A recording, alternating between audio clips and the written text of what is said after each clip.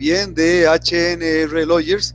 Tenemos en esta ocasión el lujo de tener con nosotros en esta transmisión a Hernán Navarro Rojas, abogado, y el título de este video se llama Lo que debe conocer una pyme en tiempos de crisis. Lo que debe conocer una pyme en tiempos de crisis.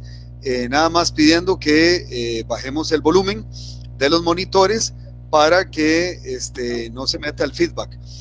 Bien, y entonces son las casi 6 de la tarde. Buenas tardes, Hernán. Hola, buenas tardes, Antonio. Mucho gusto y muchas gracias por la invitación a tu programa. Bien, muchas gracias. Y bueno, precisamente vamos a dejar que Hernán intervenga. Estábamos conversando fuera de cámaras para todas las pymes, algunos consejos que tienen que tener presente ahora en tiempos de crisis. Les reitero, para las personas que se nos van uniendo poco a poco a esta transmisión, Hernán es abogado, entonces pues también pueden hacer sus consultas y cualquier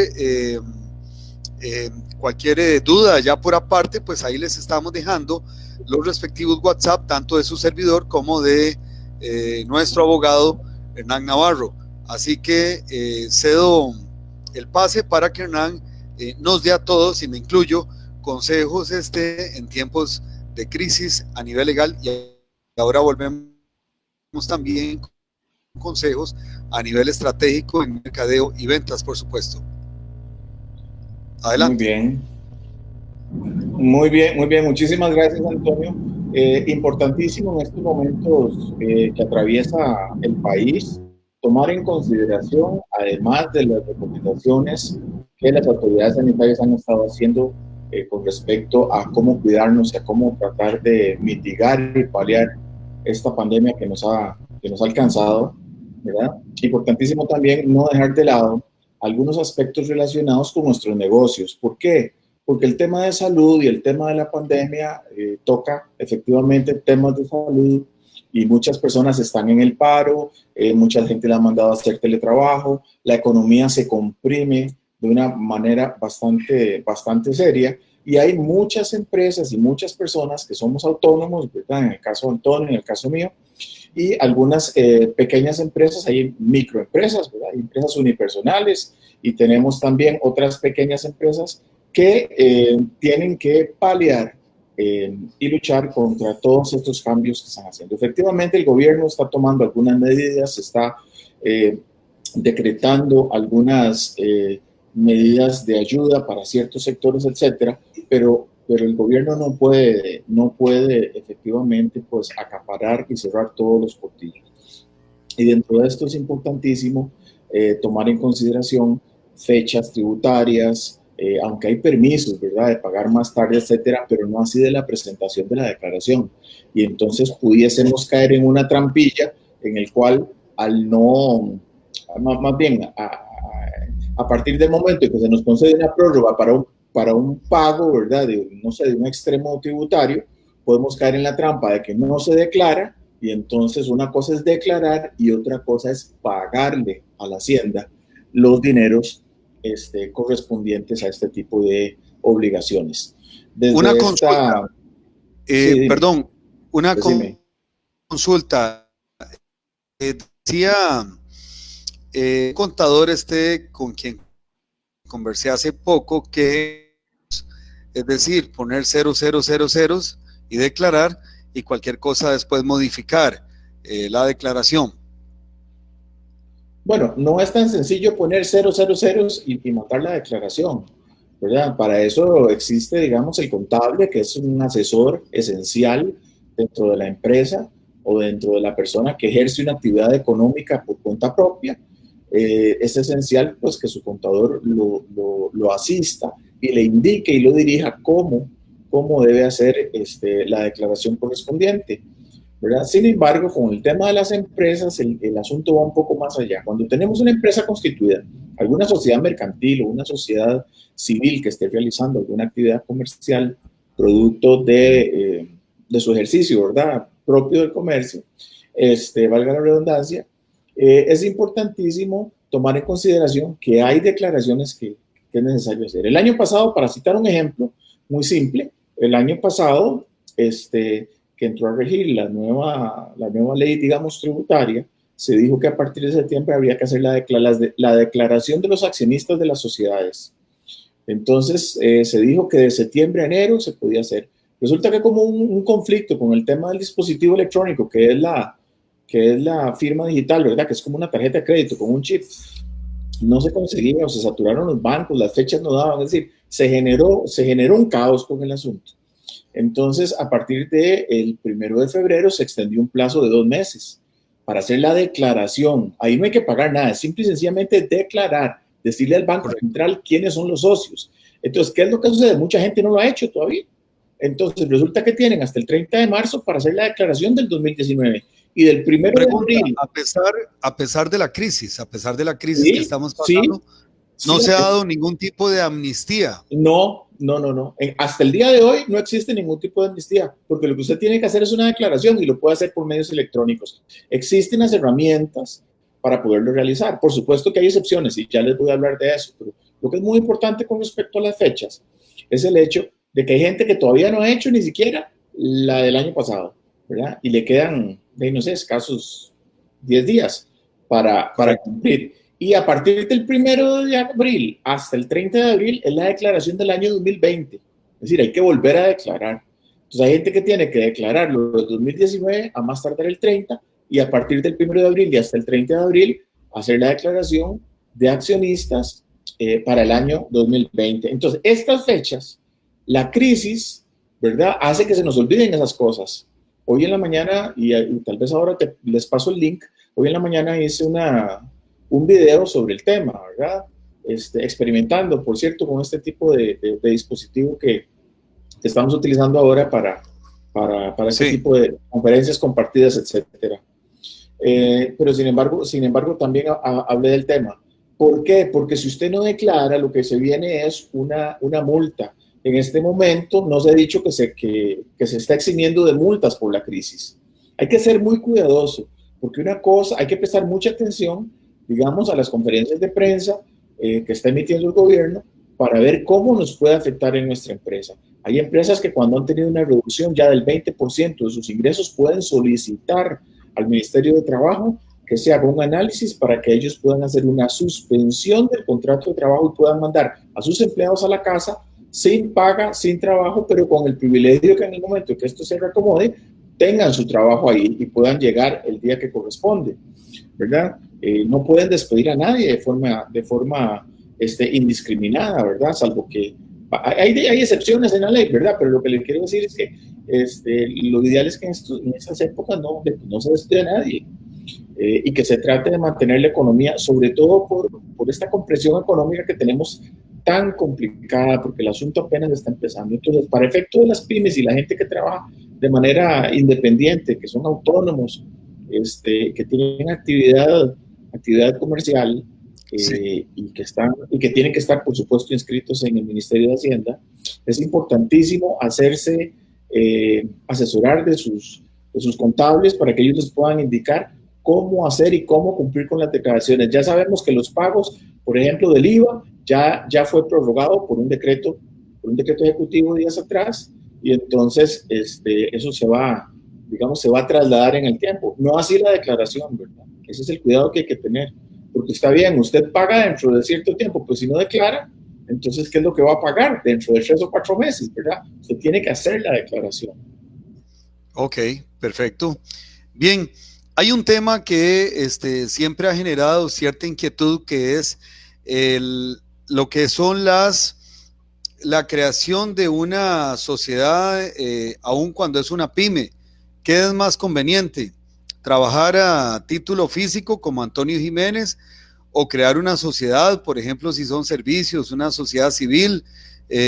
¿Y cómo se podría hacer y a dónde podemos contactarte? Sí, bueno, muy importante para el tipo de actividad que se esté llevando a cabo o que se quiera emprender. Ahora estamos en un caldo de cultivo, ¿verdad? Para reinventarnos y para generar nuevas formas de producir y de poder generar ingresos. Es muy importante poder contar con la ayuda de un abogado experimentado en el tema corporativo, en el tema societario, este tipo de cosas, porque existen sociedades mercantiles, que son las sociedades de responsabilidad limitada, la sociedad anónima, que son las más comunes, ¿verdad? Y tenemos por otro lado sociedades civiles. Básicamente, la recomendación con respecto a su pregunta es si se debe hacer a título personal o a través de una sociedad. Siempre la recomendación es utilizar una sociedad para el negocio. Nunca tener todo el dinero en la bolsa del pantalón. O sea, en la misma bolsa no tener la plata de la casa y tener la plata del negocio, por los riesgos que se pueden adquirir. Todo negocio tiene un riesgo. Entonces, cuando se hace a través de una sociedad, lo que estamos nosotros haciendo es una partición del patrimonio, separando de nuestro patrimonio una parte que vamos a invertir en un negocio que tiene un riesgo, como cualquier negocio lo tiene, y a partir de ahí la sociedad será la que se obligue y no nosotros a nosotros mismos. Entonces, por A por B, un negocio no prospera, no funciona, eventualmente si llegase a generar algún tipo de perjuicio a terceras personas, cuando se venga una demanda, la demanda se vendrá contra la sociedad, ¿verdad? Y digamos, la sociedad va a ser un blindaje para proteger nuestro patrimonio personal. Si la casa, el carro está a nuestro nombre, pues la sociedad responderá por el patrimonio que tenga en el momento de que se llegue a dar una situación eventual de ese tipo. Solamente que estamos en aguas turbulentas ahorita, ¿verdad? Y sí es importante, pero sí es importante hacer ese tipo, digamos, de diferenciación. También es importante en época de crisis, se recomienda que las personas puedan hacer una administración adecuada de sus activos. ¿A qué me refiero con esto? Que muchas personas utilizan testamentos, otras personas disponen de los bienes reservándose derechos vitalicios hasta su fallecimiento para que pase posteriormente a que la persona pase el 100% de la propiedad a favor de quienes ellos han decidido legarle esas propiedades o bienes, ¿verdad? Siempre es importante en estos momentos considerar eso. Nunca está de más hacer un testamento, aunque el testamento tiene, por decirlo de alguna manera, el inconveniente de que posterior al fallecimiento de quien lo otorga, es necesario abrir un proceso sucesorio, una mortual, como llama la gente, que dicho sea de paso, es un proceso que se puede hacer en sede notarial o en sede judicial, dependiendo de algunos requisitos. Es un proceso que realmente es caro, es oneroso, es complicado a veces, ¿verdad? Cuando la gente no se pone de acuerdo. Entonces, se da la opción o la oportunidad de que las personas puedan recurrir a otras figuras jurídicas para evitar esos procesos mortuales, ¿verdad? Para que cuando falte el que ha dispuesto de sus bienes, no se agarren el resto de la familia con los bienes del difunto, ¿verdad? Que es muy común escuchar eso y es más común de lo que uno se imagina. Lo que les quiero decir es que es importante pensar, no estoy diciendo que lo vayan a hacer, pero es importantísimo pensar en momentos como los que estamos atravesando en el país, en hacer una valoración sobre la administración de nuestros activos para poder definir y poder poner orden, sobre todo con adultos mayores, con mucho cuidado porque pueden haber temas relacionados con violencia patrimonial, pero sí es importante que los adultos, las personas de más de 65 años que tienen bienes, puedan empezar a valorar las posibilidades de disponer de sus bienes, no en el 100%, pero sí, digamos, como dice la gente con palabras coloquiales, ir dejando arreglar las cosas para evitar inconvenientes y conflictos a futuro. Esto correcto. Tiene, por supuesto, también con las pymes, ¿verdad? Porque la pyme es una sociedad, entonces hay que ver cómo es el tema de las acciones, este tipo de cosas. Que tiene que ver con todo eso, por supuesto. Fondos de inversión, bienes inmuebles, vehículos tal vez no tanto, porque es más fácil con un vehículo que cambie de dueño, que tuvo un accidente, pero otros bienes de mayor trascendencia económica, como inmuebles, ¿verdad? Lotes, fincas, propiedades, edificaciones, casas, así como que hay títulos valores, ¿verdad? Certificados de depósito, acciones de clubes, diferentes tipos de bienes que representan dinero. Es importante que la gente pueda hacer un acomodo. En nuestra oficina pues tenemos un servicio para asesorarlos, para escucharlos, indicarles qué puede ser la mejor opción, para que la gente se tome su tiempo, lo estudie, nos vuelva a consultar. Son decisiones que no se toman a la carrera, mucho menos en tiempos como los que estamos viviendo hoy. Así es, correcto.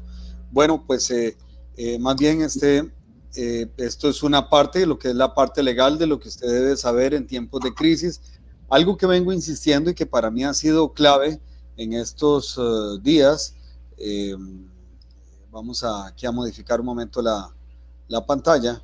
Es que tenemos que estar prospectando, hay que estar prospectando, y esto que estamos haciendo, el abogado Hernán Navarro y su servidor, lo que estamos haciendo es prospectando, estamos dando consejos, hay contenido en toda la información que estamos haciendo, pero también, desde luego, reforzar nuestra imagen, nuestra presencia en las redes para poder, pues lógicamente, cuando ya todo pase, que esperamos que sea dentro de poco tiempo, pues poder volver otra vez a la normalidad con todas nuestras actividades comerciales. Bien, aprovechando la presencia de Hernán Navarro, y ahora más tarde yo voy a estar transmitiendo también sobre otros temas de mucho interés para todos ustedes. Estoy transmitiendo del perfil porque el programa VLive TV, no sé, pero bueno, ahora vamos a revisar, no vemos como que no permite, por ejemplo, en grupos, y eso hace que entonces pues el alcance sea menor. Cuando se transmite en grupos, pues todos saben que el alcance es mucho mayor. Entonces, volviendo con Hernán Navarro, hay otra consulta, que si ustedes quieren hacer consulta, yo estoy viendo por acá el Facebook, pueden hacerlas con mucho gusto, más bien aprovechen.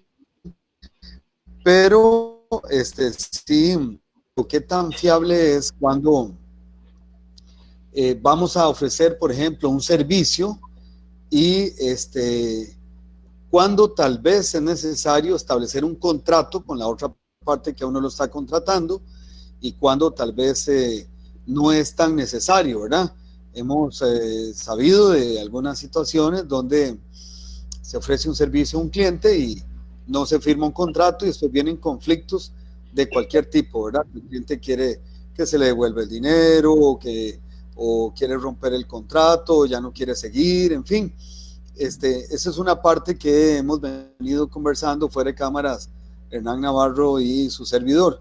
Entonces los dejo, Hernán, para que les hable sobre los contratos cuando ustedes comercian o comercializan, sobre todo servicios, ¿verdad? Porque un producto tangible, pues, si ustedes venden carteras, pues venden las carteras y se acabó. Pero los servicios, a veces me parece que es un poco más delicado, Hernán. Sí, gracias nuevamente. Cualquier persona puede hacer las consultas, ahí hay un chat donde pueden hacer sus preguntas y en la medida pues, de nuestras posibilidades estaríamos respondiendo. Bien, con respecto a los contratos, ¿verdad? O sea, a la gente no le caen muy bien los abogados, y cuando uno tiene una empresa, no sé, vende repuestos o vende, no, tal vez repuestos no, porque esos son productos más de tráfico más fluido, ¿verdad? Como ir al supermercado y este tipo de cosas, ahí no se hacen contratos. Pero hay cierto tipo de ¿cómo se llama?, de contrataciones, que sí es importante que exista un papelito de por medio. Porque un papelito lo que dice son las reglas del juego. Cuando hacemos compras en el supermercado, en la tienda, compramos ropa, compramos algún artefacto eléctrico o electrónico, etcétera, pues la ley de protección y competencia del consumidor, perdón, la ley de competencia y protección del consumidor, pues regula ahí, digamos, en el artículo 35, si mal no recuerdo, las garantías, ¿verdad? Básicamente la ley dice que hay un mes para hacer un reclamo y las tiendas tienen sus políticas. Digamos, eso está en alguna medida, digámoslo así, regulado, y existen las herramientas para uno movilizarse. Ahora, también la Oficina del Consumidor atiende casos, digamos, por servicios. Entonces, por ejemplo, un tema tal vez con el dentista, correcto, un tema de ortodoncia, es importante un contrato, que son, digamos, servicios que se prestan, son servicios que son costosos, que no se pagan de contado, ¿verdad?, en un solo golpe, sino que se hacen en tractos sucesivos, en pagos mensuales. Pues es importante establecer un contrato, porque no es posible que las personas empiecen el tratamiento, a medio palo se vayan y no le paguen al dentista, ¿verdad? No sé, las personas que dan servicios de coaching, las personas que prestan servicios de consultoría. Siempre es importante el contrato. Es importante entender el contrato. Cuando hay un acuerdo entre cosa y precio, el contrato es perfecto, ¿verdad?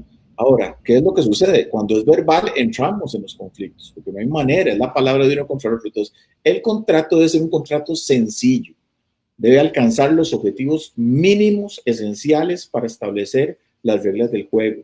¿Quiénes son las partes que participan? ¿Cuál es el objeto del contrato? ¿Cuál es el plazo? ¿Por cuánto tiempo se va a realizar la prestación del servicio? ¿Cuál va a ser el precio? ¿Cuál va a ser la forma de pago? ¿Qué pasa si existe incumplimiento de una de las partes? Poner cláusulas penales. Tal vez no vamos a la corte, pero si, por ejemplo, fulano incumple, pues entonces tiene una cláusula penal donde dice se compromete a pagar una suma de tantos, ¿verdad? Es decir, las reglas del juego tienen que ser muy claras. ¿Dónde se van a notificar en caso de incumplimiento? Si implica, digamos, la subcontratación de algunos servicios, establecer una cláusula de no accesión, en el sentido de que las relaciones no van a ser relaciones laborales con la empresa que está contratando. Hay varios elementos. Ahora, yo sí les recomiendo, olvídense de los machoticos, ¿verdad? Los machotes son es el peor remedio que hay para tratar de dinero. Los contratos se hacen a la medida. Un abogado responsable le va a decir a usted: yo no le autentico ese documento si yo no fui la persona que lo levantó. Eso número uno. Y en segundo lugar, el abogado debe ser el responsable del documento que está autenticando, del contenido del documento, y debe hacerlo de acuerdo a la medida.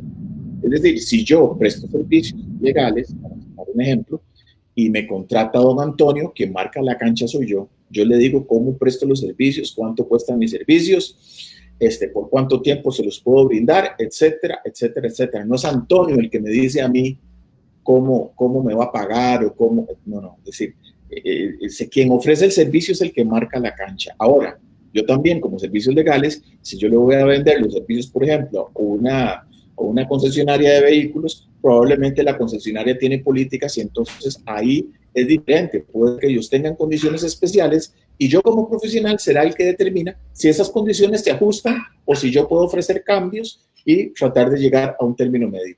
Pero el acuerdo entre cosa y precio, las partes primero tienen que hablar. La primera fase se llama tratativas preliminares, es donde nos conocemos, donde aprendo qué es lo que usted hace, qué es lo que me ofrece, donde yo le digo cuánto cuesta, qué es lo que yo puedo dar, etcétera. Y ya cuando tenemos clara la cancha, incluso se pueden intercambiar cartas de intención para poder establecer una relación a futuro. Y bajo esta tesis, posteriormente firmar un contrato donde dije, se muestran sus requisitos, el objeto, el precio, la forma de pago, etcétera. Y como les digo, es importantísimo que los contratos sean hechos a la medida, a la medida. Y cuando tenemos pymes, los contratos, cuando hablo de contratos no solamente del señor que hace artesanía y que se las vende a una librería. Estoy hablando de que usted tiene una pyme y si es productor y no lo hace en un local propio, sino que tiene que arrendar, es importante que su abogado de confianza lea primero el contrato de arrendamiento y le diga si se puede. Porque a veces la gente viene, se mete, no han firmado el contrato, van, piden la patente y le dicen, no, ahí no hay esto suelo, ahí usted no puede poner una batería, no es una residencial. Y empiezan al revés. Muy bien. Los servicios legales, para cerrar, Antonio, porque sé que se ha hecho largo, pero sí. Es importantísimo en tiempos de crisis que la gente utilice también y se haga de algunos consejos de primera mano. Las personas primero tienen que asesorarse. Los servicios legales preventivos son la mejor elección que usted puede hacer, ¿verdad? La gente no quiere a los abogados, ¿verdad? Dicen que todo se lo llevan, que todo es muy caro y una serie de cosas más, pero es porque los ocupan en el momento del conflicto. Cuando usted previene, cuando usted hace las cosas con anticipación, contrata los servicios legales del abogado de su confianza y entonces hace las preguntas al abogado, un abogado que sepa lo que está haciendo, ¿verdad? Porque eso es igual que con los médicos. Usted no va a ir donde el oftalmólogo para que le revise, no sé, los riñones, ¿verdad? Entonces, igual aquí, sería un abogado corporativo y un abogado empresarial. Excelente. Adelante. Último tema de este video es ¿qué hacer cuando lo acosan por cobro? ¿Qué hacer cuando lo acosan por cobro? ¿Qué hacemos en ese caso con esas famosas llamadas mortificantes que ya habíamos hecho un video al respecto. Esta ha sido, digamos, la moda últimamente. Todas estas empresas que se dedican a gestionar cobros, ¿verdad? Que le gestionan cobros a bancos, a casas comerciales,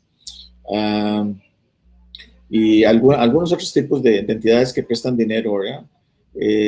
A veces pues, suele ser por dinero, por préstamos de dinero, de bancos, tarjetas de crédito, que es muy común, servicios telefónicos dejados de pagar, es muy común, los almacenes comerciales, ¿verdad? Donde la gente compra electrodomésticos, ese tipo de cosas, es muy común. Miren, hay que partir de un principio esencial. Cuando la persona adquiere un crédito, lo correcto es pagarlo, ¿verdad? Ahora, no todo el mundo puede y hay otros que no quieren. Son dos escenarios distintos, ¿verdad? Sin embargo, independientemente de que la persona no quiera pagar o no pueda, ¿verdad? Y en estas épocas que estamos viviendo, probablemente eso se va a acentuar muchísimo más. Nos podemos ver asediados por llamadas telefónicas donde nos dicen que tenemos que pagar, que nos van a embargar la casa, que llaman a familiares. Incluso tengo un caso donde llamaban a una menor de edad para decirle que tenían a la chiquita súper asustada.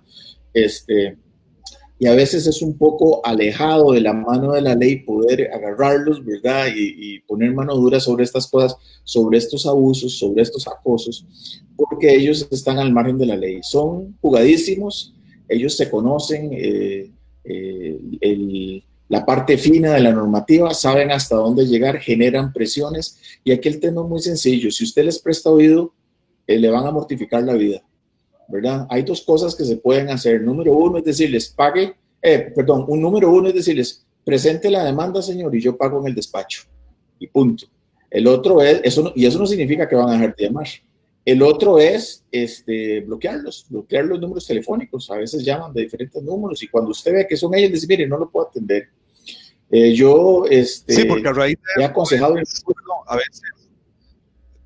veces algunas de esas llamadas son falsas. No necesariamente son falsas. O sea, ya vamos a hablar de eso. Lo que te quiero decir es que yo incluso he aconsejado a la gente que le diga, porque a veces le dicen, bueno, mire, estamos grabando su llamada. Yo a veces he aconsejado a algunas personas que han sido muy asediadas, decirle, mire, yo no autorizo que usted me grabe la llamada, así es que no puedo seguir hablando, ¿qué hacemos? Y los obligan a eso. Pero entonces llaman a la mamá, al papá, a los hermanos, empiezan a mortificar. Entonces, el consejo también para estas personas que las han llamado o que les llaman a familiares es sencillamente indicarle a los familiares que cuando se pregunta por la persona, que ese teléfono no corresponde. Porque si no, dice, pero usted es fulana de tal, mire, no puedo dar información telefónica. De toda suerte que dar información telefónica ahorita es peligrosísimo.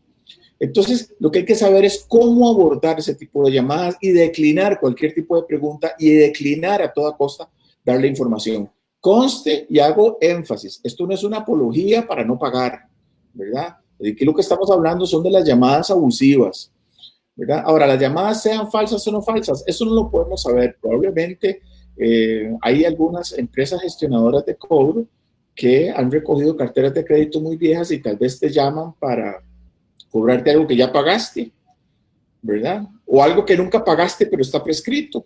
¿Qué significa prescrito? Que transcurrió el plazo de ley para que el acreedor le pueda cobrar a usted. No es, digámoslo así, no es un derecho que usted tiene de no pagar, es decir, ¿verdad? Técnicamente lo que consiste en la prescripción es que el acreedor, por no haber ejercido su derecho de cobro dentro del tiempo que la ley le establece, entonces pierde la posibilidad de cobrar. Ahora, eso no es un tema automático. Para que eso se haga, tiene que existir el juicio para poder defenderse y decirle, mire, el señor tuvo 4 años, ya se le pasaron los 4 años, no cobró, yo solicito que me concedan la prescripción de la deuda y el juez se la concederá si cumple con los requisitos de ley.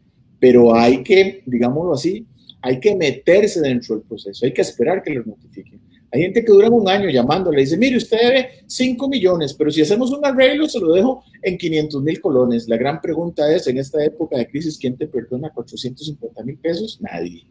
Entonces, sencillamente es una manera de embaucarte, porque si vos haces un depósito, un arreglo, 5,000 pesos que depositas en la cuenta, revivir la deuda y tal vez ya está prescrita. Entonces hay que irlo a pelear a la corte, encarece, mortifica, eleva el nivel de estrés. Entonces, con respecto a la pregunta de qué hacer cuando acosan por cobro, es eso, saber cómo abordar las llamadas telefónicas. Existe una entidad que se llama la PROHAB, que es la Agencia de Protección de Datos, que está en el edificio, creo que todavía está en el edificio de la Administración del Registro Nacional. No sé, tengo una leve idea que tal vez cambiaron digamos, el lugar físico donde están, pero ahí existen formularios, que existen una serie de cosas, porque todas las bases de datos deben estar registradas.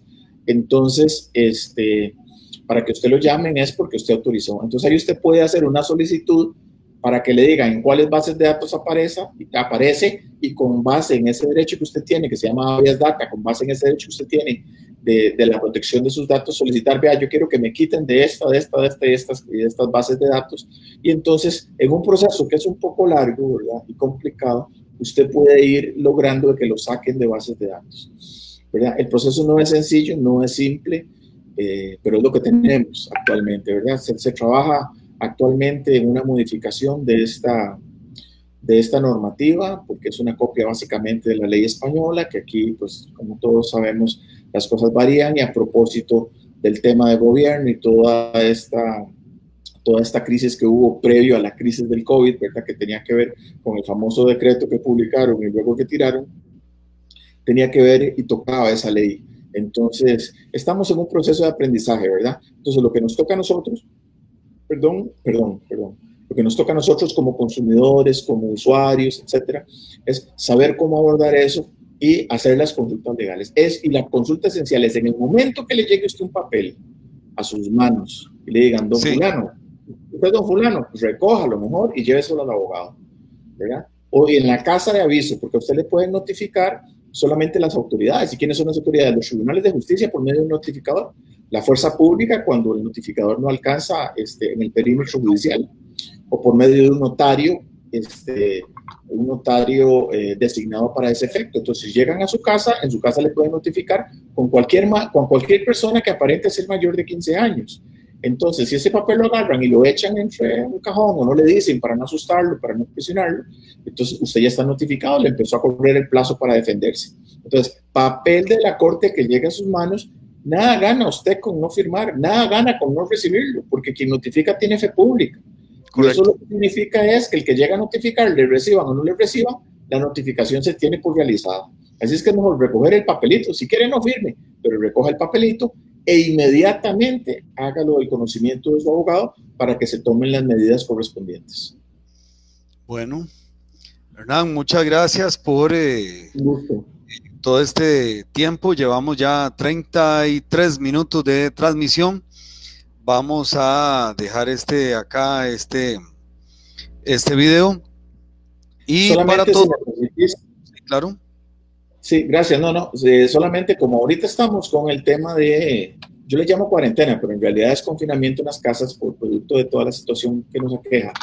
Este mismo ejercicio que estamos haciendo aquí público, lo podemos hacer de manera privada con las personas que tengan dudas. Podemos hacer una videoconferencia donde puede participar usted y su señora y sus hijos, o usted y su señora, para hablar de temas incluso temas que tengan que ver con administración de activos, temas de deudas, temas de cobros. Podemos tener una conversación, intercambiar documentos, verlos, para así dar fiel cumplimiento efectivamente a las recomendaciones que ha hecho el Ministerio de Salud por medio de la Presidencia de la República. Muy bien, perfecto. Bueno, ya lo saben, entonces agradeciéndole a Hernán Navarro la participación por acá. Ahí queda al pie de el video el WhatsApp para que le contacten, y yo volvería ahora más tarde para poder darles consejos, y vamos a ver si tenemos otros invitados más tarde. Una vez más, muchísimas gracias. Un gusto. Nos vemos probablemente más tarde, y dejo que Hernán haga el cierre. Dios les bendiga. Bueno, muchas gracias por el tiempo, las personas que se han conectado y que han participado de todo el video. Hay varios temas que están aquí, ojalá que puedan repasarlo, puedan compartirlo con sus conocidos para que puedan tener información de primera mano. Una vez más, la excitativa para cuidarse, no salir de las casas solamente en casos absolutamente necesarios, lavado de manos, el contacto y la distancia social, mantenerlas de acuerdo a las recomendaciones de nuestras autoridades sanitarias. Muchas gracias por acompañarnos y nos vemos en una próxima entrega. Buenas noches.